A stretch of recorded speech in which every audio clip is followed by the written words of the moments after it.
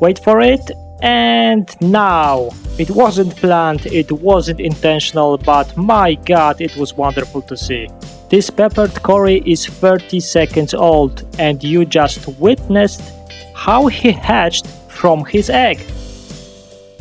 So, a few weeks ago, I told you about my plan. A plan to get better at breeding Corys. I prepared a special tank.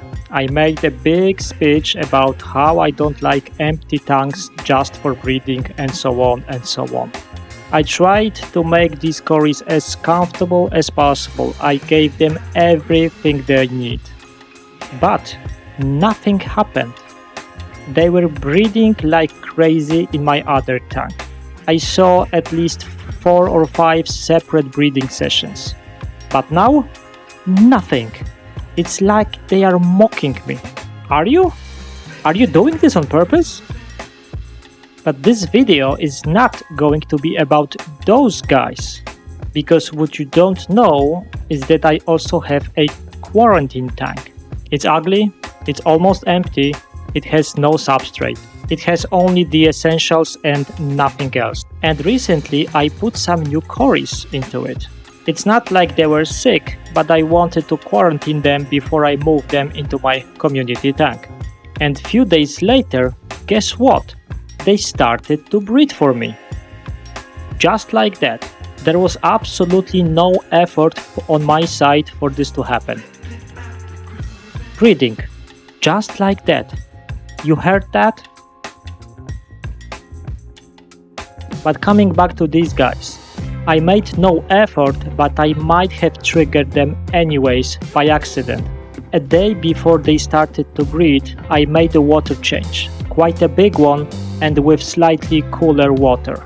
And if you know anything about breeding Corys, you will know that this is one of the most powerful triggers for them. Colder water change. So the next day after I got back from work, I saw them doing their dance. It might be a good time to discuss how Corys actually breed, because it's quite interesting and very different from what you see in other fish. It all starts when they start swimming in groups, very close to each other and very fast. It almost looks like they are nervous. But these are the males chasing after females. This is how they are trying to seduce them. And after a female picks one of the males, they together create something called a T-pose. So the male lays on the side and the female swims up to his abdomen. This is when the male will release the sperm and fertilize the eggs, just like you see here. And this is another example, and another. They do it many times during one breeding session, so it's quite something to observe. And after the T-pose action is complete, the female will lay eggs into her pelvic fins. Can you see that? Right there. She makes a small basket for the egg and holds them carefully. Now, with fertilized egg in her pelvic basket, she will swim around and try to find the proper place to stick the eggs. She can do it under the leaves, on the glass, sometimes in small caves, or a spawning mob. Let us see how it looks like. Can you see that? She's holding the egg and looking for a proper place. I think she's going to choose that leaf. And there it is, she's done. And here's the result. Can you see that? She sticks the egg under the leaf. After the egg is placed, she can start a new round and be seduced by another male to another T-pose. This repeats many times during the breeding session. Ideally, after they are done breeding, you should quickly remove either the parents or the eggs, because they are very known to be egg eaters. And this is exactly when I had a problem. First of all, I was very late from work and probably missed most of the spawning session. It can take up to few hours and I witnessed only a small portion of that. Second, only the peppered Corys were actually breeding, and there are also sterbies inside, and they were not helping with keeping the eggs safe. Next, because this tank is quite empty, there are not that many places that you can hide the eggs from the sight of other Corys. So it's very easy for them to see and eat all the eggs. Here you can see the example.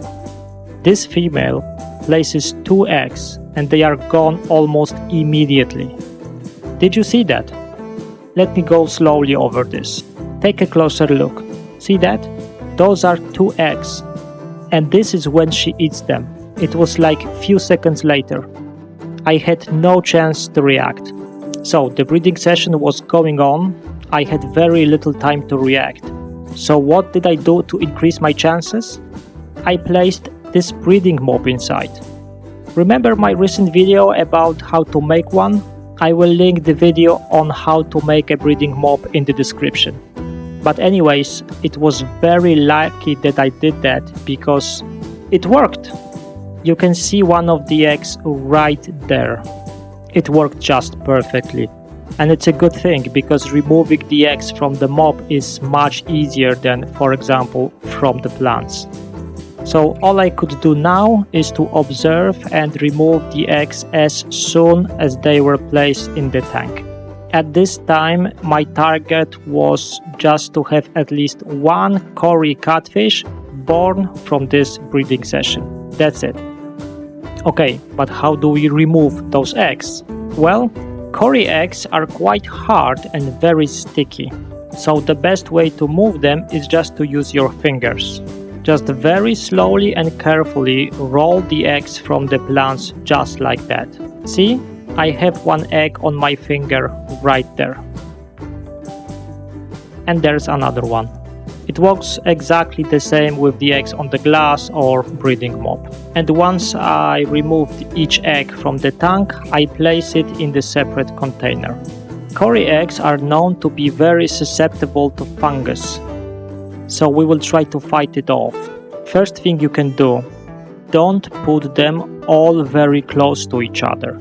So if one of the eggs will get attacked by fungus, other ones will not catch it immediately, and you will have time to remove the spoiled egg. Second, use something like methylene blue. This is excellent in fungus prevention. It will not harm any fry, it's totally safe, and it's proven to really do the job. And finally, I added airstone to create some movement in the water just in case.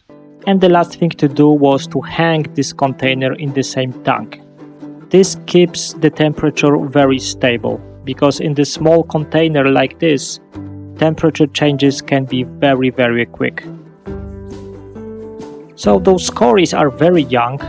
I think that this is actually their first breeding attempt, so I wasn't really hopeful to get anything, but I was trying anyway. So in the end, the number of eggs was very small and I got only 8.